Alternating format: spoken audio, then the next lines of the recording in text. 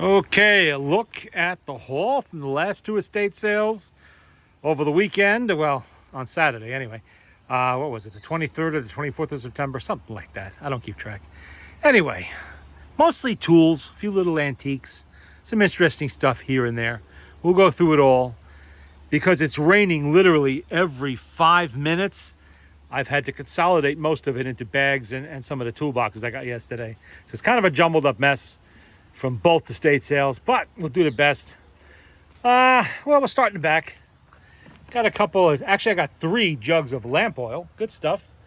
Very cheaply, and one of them I already gave to a friend of mine, and whole gallon of power steering fluid. I gotta wonder, how bad must the leak be that you need an entire gallon at a time of power steering fluid?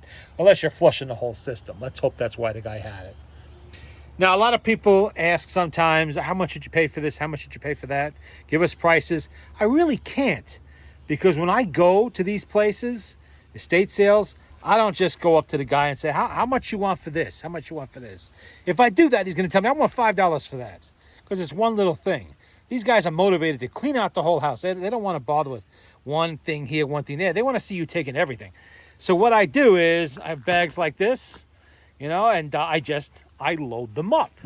I throw everything in there. And at the end, we then get together with the guy running his how much you want for this? He'll give me a bulk price. It's going to end up with me paying like 10 to 50 cents an item or less. It all bulked together. So it pays to do it that way. So I really can't say I paid $5 for that lamp oil, because I didn't. I paid that guy $60 for a bunch of stuff. There's more chemicals down there too. We'll get to those in a minute. And there's a lot of stuff, not just one thing. Okay, let's, where do we want to start? Oh, it was back there with the lamp oil, power steering fluid. Hey, these 2 things here, these aren't tools, these are antiques. This is a tin candle maker in good shape. You can make taper candles with that. Handy to have, you never know. And it's antique. It's, you go to buy one of those from the craft places and whatever, they're going to bang you like, I don't know, 50, 60 bucks. And this is a short version.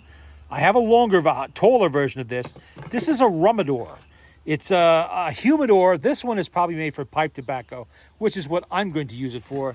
The taller ones, let's see if I can get that top off one-handed. I probably can't, but I'll try. There we go. The taller ones are for cigars. You can see it's tinned inside, and it's, let's just say it. See if you can read that. Rumidor. Now the idea is, see that little container in it? There's a small sponge that's supposed to be inside of here. And you fill it with rum. You soak it with rum. And then you seal it up with your tobacco or whatever you put in there, your cigars, your cigarettes, who knows what. And it flavors the tobacco. That's what this is. This is out of the 1920s. It's a really nice one, too. I come across these things quite often, so they must have been really popular back then.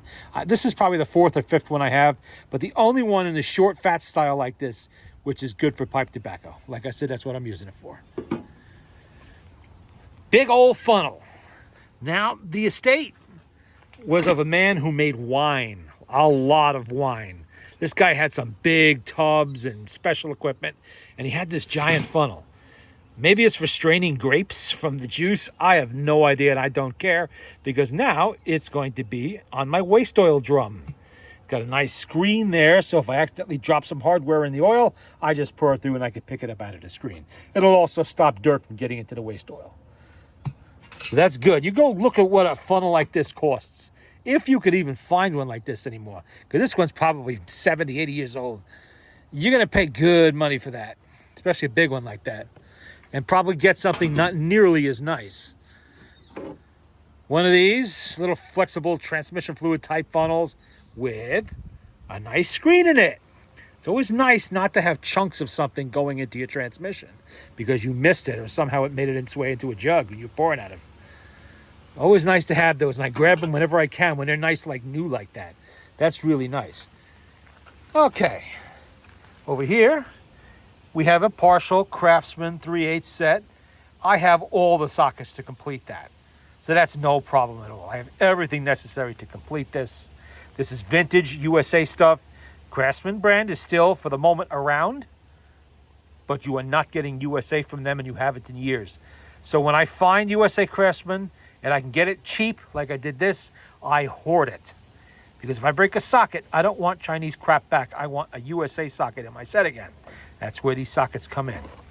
That's why it's important to have spares of something you cannot get new anymore.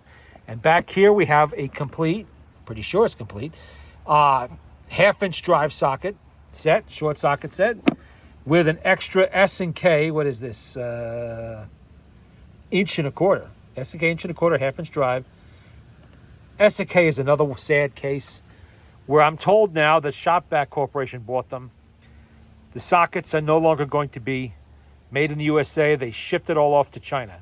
So that means I no longer buy S&K sockets or anything else they make in somebody else's country. You know, I stopped buying Craftsman because they did that crap and they started selling shit. Now we have the same thing going on with S&K. Extremely, extremely disappointed in that. So when I find something like this in the States that I can get it really cheap, I grab it. This is probably, what, a $20 socket from S&K? It's probably more than that. My prices are out of date because I never buy new stuff. I always buy used. And used to be you could turn this into S&K if for some reason it broke. I have a hard time breaking S&K tools. They just don't break that easily, at least not for me. But now if I sent this back, I would get some foreign-made piece of junk made out of Chinesium instead of good USA steel. You know, and I'm not doing that. So that goes into the spare parts, the spare tools bin. Should it ever break, and it probably never will on me, I at least know I have an extra. So that's good to have. Nice blow molded case came with that. Probably 1980s vintage. Nice stuff when you can find. I love finding stuff like that. Whole kits and all of that. Makes it very convenient. All your tools are in one place. Now, this little, you know, you see little tool boxes like this full of miscellaneous items. Sometimes I'll pour through it, just pick the one or two things I want. Sometimes there's enough in there that I'm going to take it all. Now, the screwdrivers were not in here. One or two were, maybe. I dumped them in here because I tried to make a video earlier and it started to rain. But, as usual, we have some, you know, wood-handled screwdrivers. Some just generic USA-made plastic handle ones. There's some Stanley, vintage Stanley USA in there. You know, we have Precision Ground, Roscoe, again, USA. Your typical hardware store fare. Always good to have because I'm constantly having screwdrivers walk away from me. It's what happens when kids use your tools. Not my kids, the helpers in the shop. And this is, what did I say this was? It's definitely made in USA. This might be Stanley also. I can't quite make it out, but it's still a nice heavy shank screwdriver. Always nice to have those because people have a tendency to use them as pry bars. That's not what you're supposed to do with that, but people do, and they bend it. When they do it to my tools, I get upset. It's another wood handle, little pokey, a threader. It's got a threader on there. We got, what is this? Professional USA. Yeah, you don't care who made it, but as long as it's USA. This is an obvious Craftsman with the fuzz growing on the handle. You always see that when they've been sitting unused for many, many years. Again, more. These are all USA, and they're from both sales. Here's another big one who belonged to somebody. They marked it with their name. What does that say? Oh, it's Crescent. It's Crescent. Okay. That's Crescent Tools. I thought it might be. Something like that. Another vintage Craftsman nut driver. That's the one that had the red in the clear instead of the blue in the clear. You know, good screwdrivers. All of this stuff is good. We got one little snap-on knockoff there. That's Taiwanese. But the rest of it is all USA. Little vintage Stanley there. Indestro USA. That's an oldie. There's another wood handle. I love wood handle screwdrivers, so I always grab them when I see them. Another Stanley. And then in here we had an assortment of wrenches, some hooks. Obviously, some of this stuff is going to have to be cleaned up in the Evaporust. That's pretty rough, but I bet that cleans up. Old style. Who made you? Vaco Tool made that. Craftsman USA wrenches. Excuse me. 11/16 in this case. There's a bunch of them in there. Probably a whole set mixed in with all the stuff that I have here. Always great to have that. I love to grab that kind of stuff. What do we got here? This doesn't look American. It's Taiwan. I'll give that to the shop. Let them use that. Craftsman line wrench. I know I have a couple of those in this that came in with this stuff. Yeah, SAE sizes, which is all I play with anyway. Hey, look at that. S&K stubby. These are really expensive, especially with these older handles on them. This is the old style S&K handle back in the 80s and the 70s. I think they used them up into the very early 90s. They get a lot of money for this stuff on eBay. So when I see them, even if I don't need another stubby, I'm going to grab it. Like I said, I'm bundling stuff at these places. So it really doesn't matter. That one's stuck. Who made you? Speed. It just says Speed, made in Japan. Speed, made in Japan. Don't be afraid to buy Japanese tools, unless they look really cheesy, like something from the early 1950s when they really weren't making quality yet. This kind of stuff from the 70s, 80s, and 90s, it's high quality stuff. It's good tools. So if you see a Japanese made, Crescent or Sears brand or something, not Craftsman, Sears brand, and it says Japan, I think I have a wrench over there, a fuller in here somewhere like that. Anyway, it's good stuff. So grab that stuff too. It's not Chinese tools. It's not cheap crap. Here's an S&K extension. Again, expensive. Again, apparently not going to be made in the USA anymore. Horribly disappointed about that, because I had basically switched over. What is this? For 5/8 spark plugs. Oh, it's a spark plug socket. Okay. So there's several more in there. All of this has to be cleaned up, obviously. This is stuff that, hasn't been used in years. People die. That eventually their homes get liquidated. And that was the case, both of the sales I was at, actually. And they have to get rid of the stuff, so it ends up getting sold to people like me who still appreciate the old tools. I had a brace. I found a brace at for those who don't know what a brace is, that's that thing, it looks like kind of like a U. It's an old-fashioned drill. I find these things all the time. Usually I'm the only one interested in something like that. I'm the only one who's willing to rescue it from the garbage dump. And to my surprise, an older fella came over and said, "Are you taking that?" I said, "Yes, sir. I had planned on it." "Oh," I said, "Do you want it?" "Oh, yes." And he took it. I gave it to him. I was just thrilled, that somebody was interested enough to still be using tools like that and wanted it. A little dirty. Okay, we covered that. Let's go to the big one now. On top we have some Teflon tape, some hardware. Probably open it for you. I kind of like this. Something like this is going to be like $8-10. It's USA made. It's a pipe cutter. It's great for doing brake work. 3/16 brake lines and stuff like that. It's great for that. It's brand new. And as it happens, I need one. Why do I need one? Because somebody used mine and chewed up the cutting wheel. Don't you love it when people do that to your tools? Chewed up the cutting wheel. So if I need to use it, I'm screwed. But now I have a new one. And in here, we have a little, I don't know what the heck that is. It's some kind of a attachment for the drill. Who knows? I'll figure it out. Some hardware, some bits and pieces. Don't care. I'll sort it out later. Came with the toolbox. I just picked up the whole box and grabbed it because there's enough in here to make me interested. Channel lock. Expensive. It's like $27, $26, I think, around there. Definitely over 20. And it's guaranteed forever, and it's made in the USA. I don't leave those behind. Here we have a USA Crescent. Probably the last of them that Crescent had made in this country. Nice pair of needle nose. Nothing wrong except a little rust. Evaporust, take that right off of there. I'll shoot some clear on it so it's not going to rust again. And I'll put it in my spare tools bin. I have a lot of these, but I never pass them up when I can get them really cheap.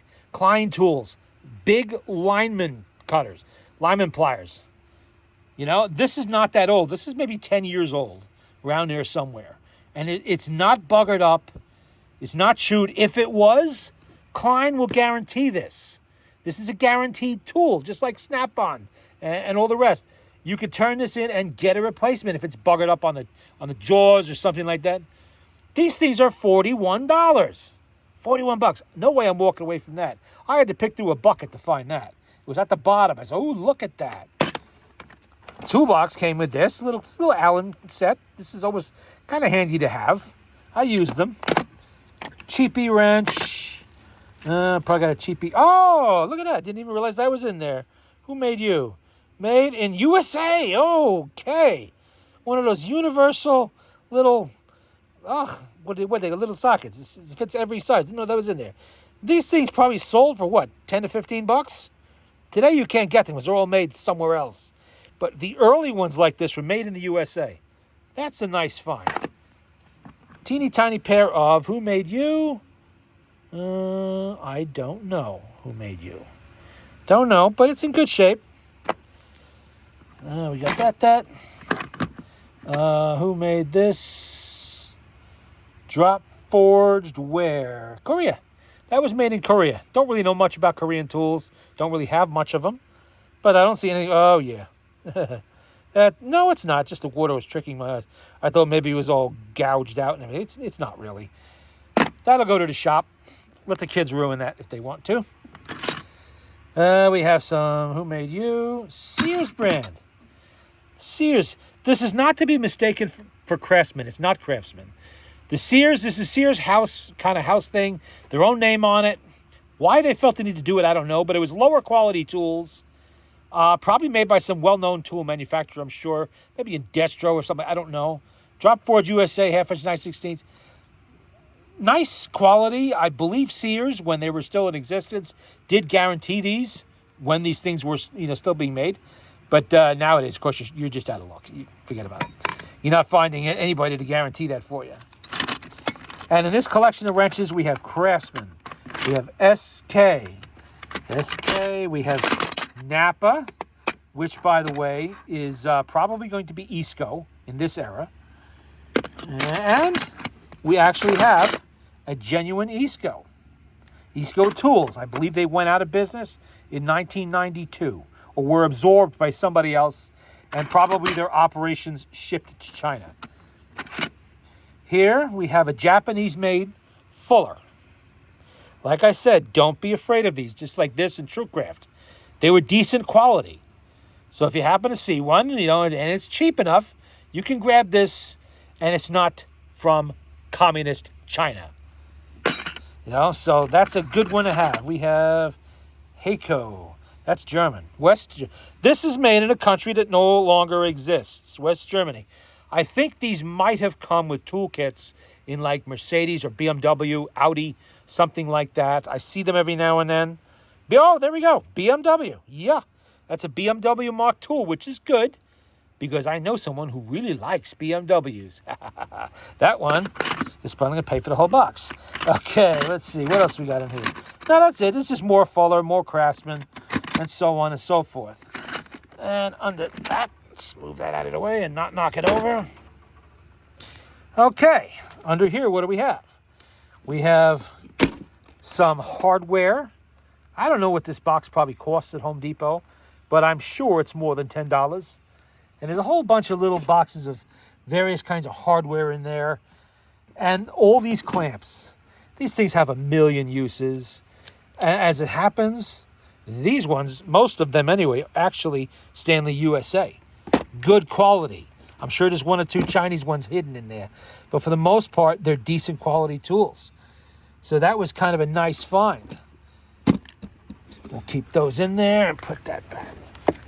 Okay. Close it up so the rain, if it starts again, doesn't ruin everything I have in there. It hasn't been cleaned yet, so if I have to, excuse me, well, we'll leave it for now. If I have to clean it, it's not the end of the world. Assortment of washers. That was good to have. I like to get these little assortments when I see them. Like I said, they're not costing me really much of anything.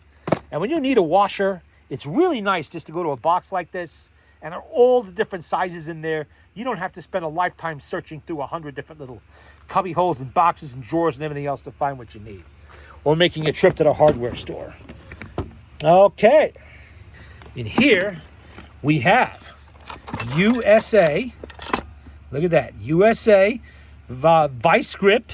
These are for material, like the welder's clamps. Clamping together as two pieces of metal when you weld them. Nice to have. There's a couple of them in here. There's a pair of these. These are vice grips made by Vice Grip, but they were made for the Klein Tool Company. Klein Tools does not make their own vice grips. They contracted the Vice Grip for that. And Vice Grip put their name on it. But obviously, it's a pair of vice grips. Anybody that knows vice grips can see that. USA made, very high quality. This is what I look for. I don't like those cheap, crappy replacements that the commies flood the market with. There we go. Another one. Needle nose, also vice grip. This, don't worry about stuff like that. That's what Evapor-Rust is for. You soak it in the Evapor-Rust for a night or so, and it's all gone. All brand new. Always buying paintbrushes. Because paintbrushes, like I've said before, paintbrushes are expensive. Even clean, good used ones I will buy. I will use it. This is a Chinese one. Didn't like that, but it came with the rest of them, so I don't care. Here, we have a pair of Wiss shears.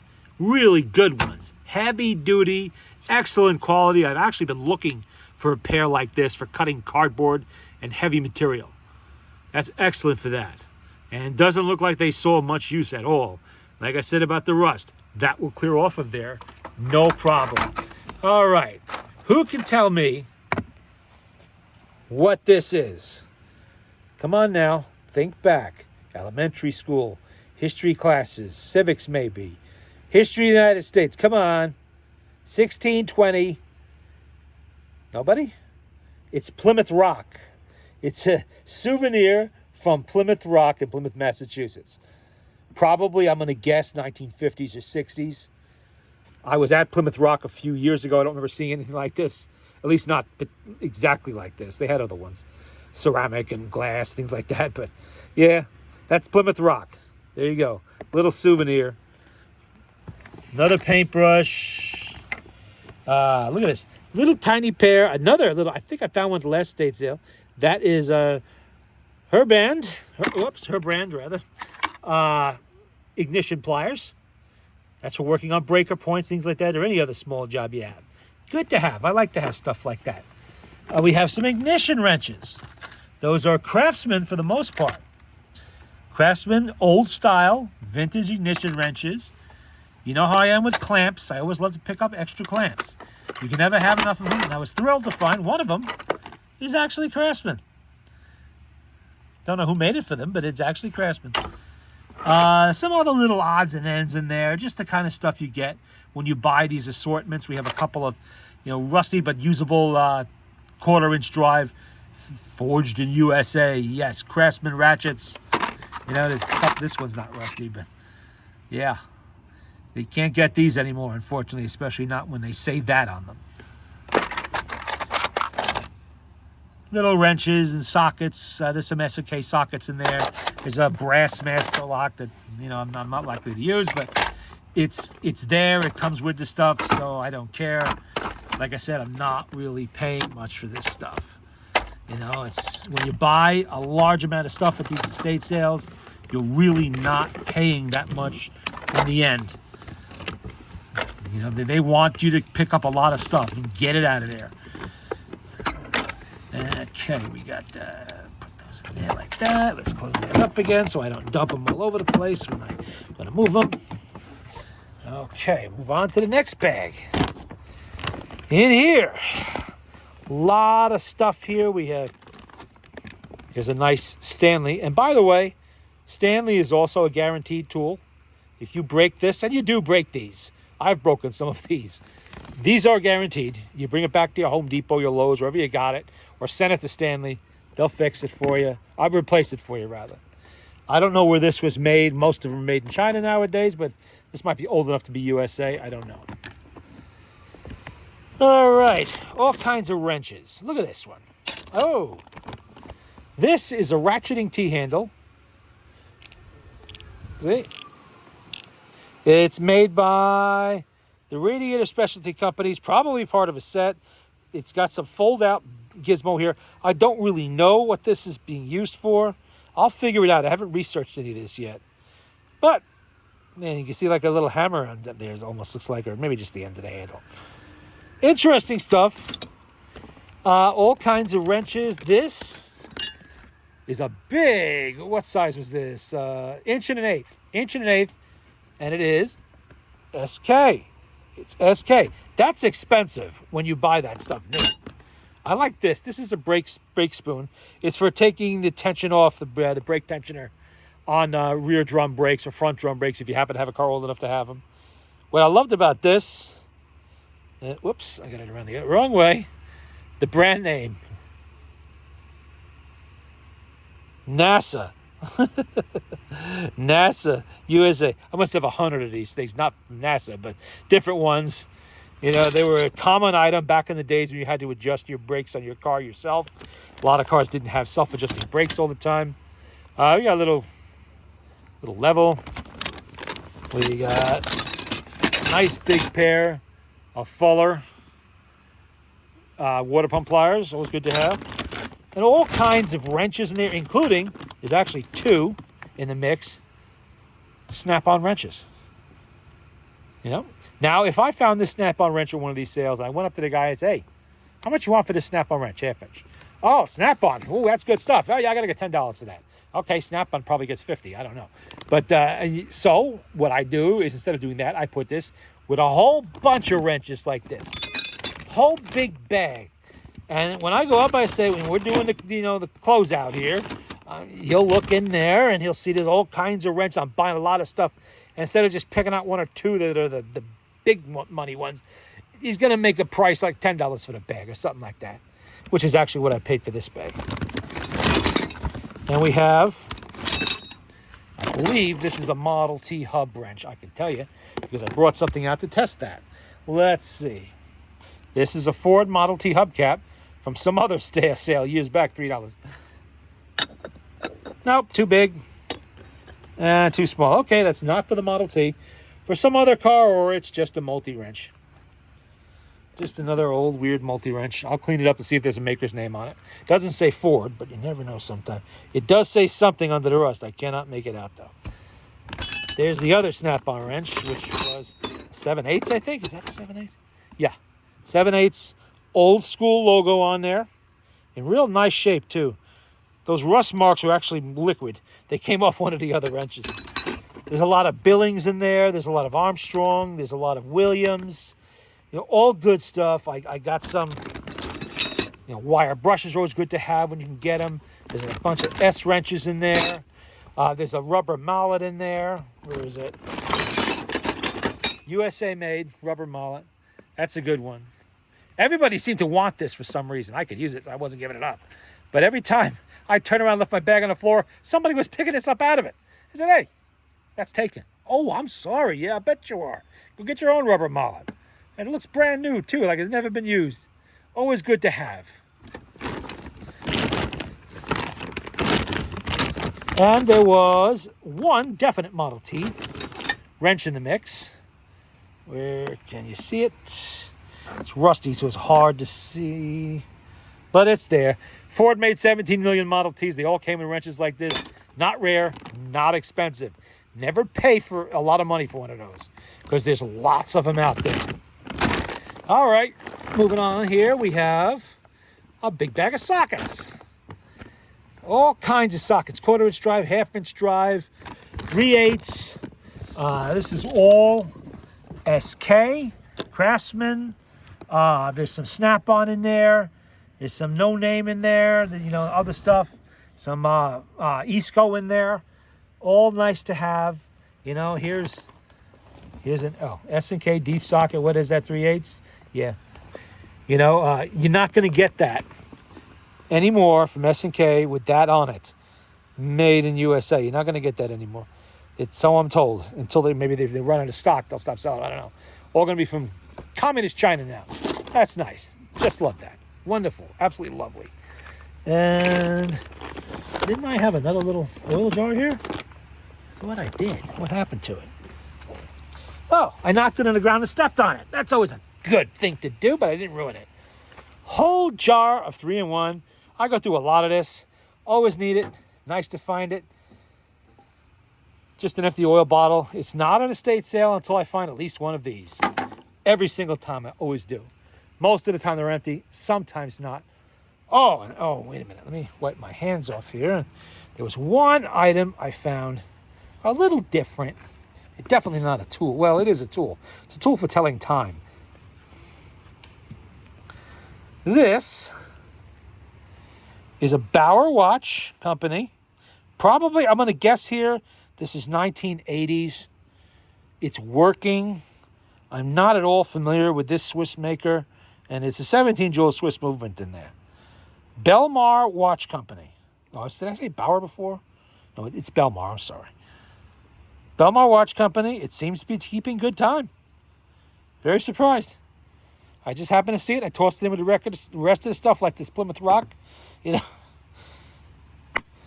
So we'll keep that separate from the tools, obviously.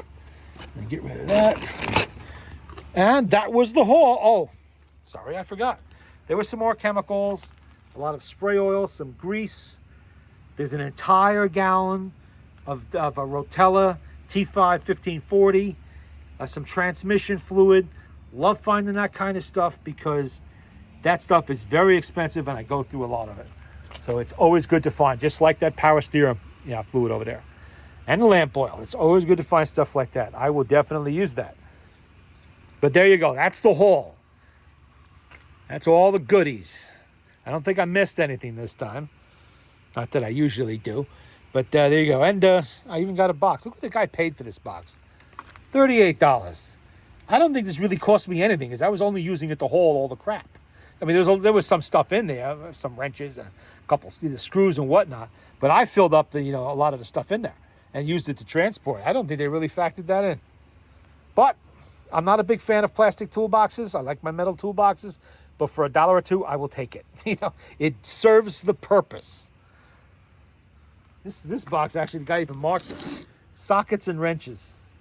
And I'm not sure what WJC means. I thought maybe that was a T, WTC. I mean, it's just September. World Trade Center did come to mind, but I doubt it. I don't think there's any connection, man. All righty. That's it. I have more estate sales coming up in a week or so. We will see. Oh, it's starting to rain. I just had enough time to finish this.